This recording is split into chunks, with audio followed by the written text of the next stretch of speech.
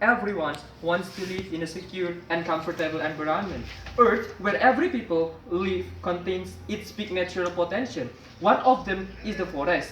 As the presence of the God, humans should utilize those facilities wisely. But the problem is that in the status quo, the developed country try to wash their hands and just give the mandate to developing country by giving their money as the compensation for the developing country, ladies and gentlemen. One of the effort of the developed country to wash their hand from keeping the environment is the existence of RADD, ladies and gentlemen, reducing emission of from deforestation and forest degradation.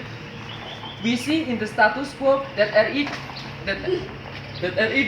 is not giving benefit to the developing country. For further harms, I will explain in my contention. We see that the nature of agreement should give benefit to both of sides, and it is not existing in RADD.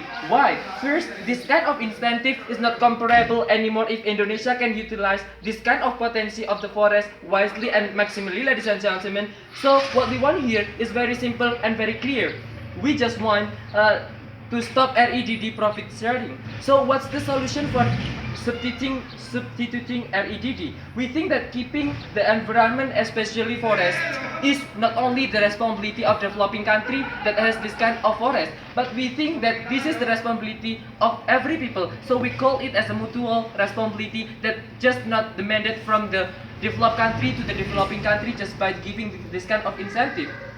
We think this kind of incentive is not comparable, and also it's useless when developing country keeps their environment as we call as forest, and they are prohibited to utilize it. But in the other hand, the developed country absolutely and crazily plays their industry. Welcome to my argument. Here I have three major points of contention. First of all about urgency, and then the second about the justification. Move on my first contention of argumentation about the urgency. Why this is really urgent to stop RADD profit sharing? We see that even if RADD has the good goal, but until I stand in front of you all, it doesn't show the significant result, either in the environment or for our beloved country, ladies and gentlemen. The evidence is that RADD agreement between Indonesia and Norwegia. Indonesia only get $1 billion, but we cannot utilize our forest. It is kind of limitation that we cannot utilize what is actually our God has already given to us, ladies and gentlemen.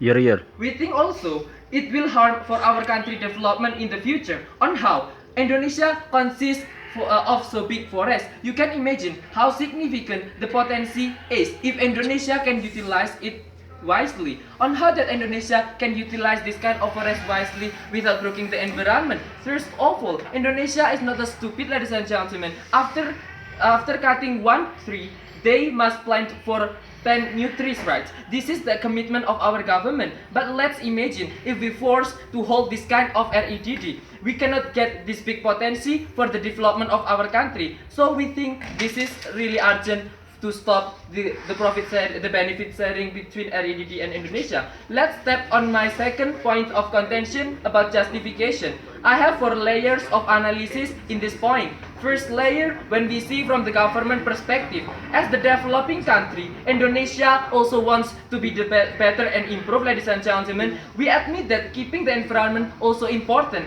but we think from other perspective that developing country, for example Indonesia, should firstly strengthen their economics before following the green movement. Why should strengthen economics at the very first time? We believe that if the developing country is not improve and strengthen their economics and just receive the incentive from developed country to keep their forest virginity, we think forever developing country just will be the backup of developed country and become the object of developed country to wash their hand from responsibility to take care of the environment. But different when the developing country strengthen their economy at the very first time. Their focus on making society welfare is already done, right? They can focus on fixing, taking care and keeping the environment. Meaning that we think that at the very first time the developing countries should strengthen their economics rather than they follow this kind of green movement. We think also when this kind of developing country become, yes? We believe Indonesia still can strengthen their economy by this kind of incentive. Why? Because by the essence of the incentive itself, the budget to keep the environment more. So that's why they also can focus in another aspect, like example like education itself. Thank you. Yes, indeed. But we believe that even if there is this kind of incentive, it is better for you to actually maximize what is actually our God has already given to you, right? By the existence of management toward our forest and utilize it clearly without limiting. You cannot cut any trees in your forest. We think also this kind of incentive that is given by other country to our APBN is help, but it is not significant if our country can independently manage this kind of forest, ladies and gentlemen. On how that I can claim that this can create a good management toward our forest, even if the goal is good. We think that it's better for our country to actually prioritize what is actually the priority of our country, which is basically need a good improvement in our economic condition. Next, I would like to step on my second layer from the forest aspect itself. As the precious present from the God, forest saves a really big potency for our country. This is our natural research, ladies and gentlemen. There must not be an interference from the other country to limit us to maximize the utility of this forest, ladies and gentlemen. We think that government has already wisely managed this kind of sector. Even if this goal is good, but this is not reached until right now. We think that illegal logging is still exists, ladies and gentlemen, meaning that the existence of this kind of policy is not enough, and this kind of agreement just make imbalanced condition between Indonesia and also developed country, ladies and gentlemen. Developed country can maximize this industry. They just create a good stigma toward the other people just by giving this kind of incentive. They can be considered as keeping this environment, but we say no, ladies and gentlemen. We think that this is better for every country to actually keep the environment rather than just wash their hand to give their incentive to the other country that can create a good forest, and they should keep the virginity of the forest itself. We think from the layer of forest itself, we think government has the right access toward this kind of aspect. And move on my third layer about the agreement itself. We think that trespassing this kind of agreement is still okay, because the proof is that the ambassador of Norwegia has already tolerance and also compromise with the existence of penggabungan itu apa Pak?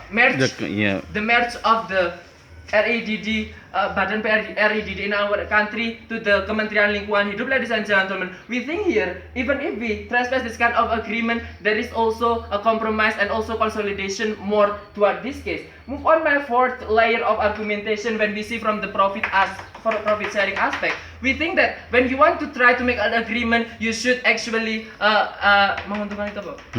Benefiting both outside. We see from all those aspects as the proposition we should propose, Jani.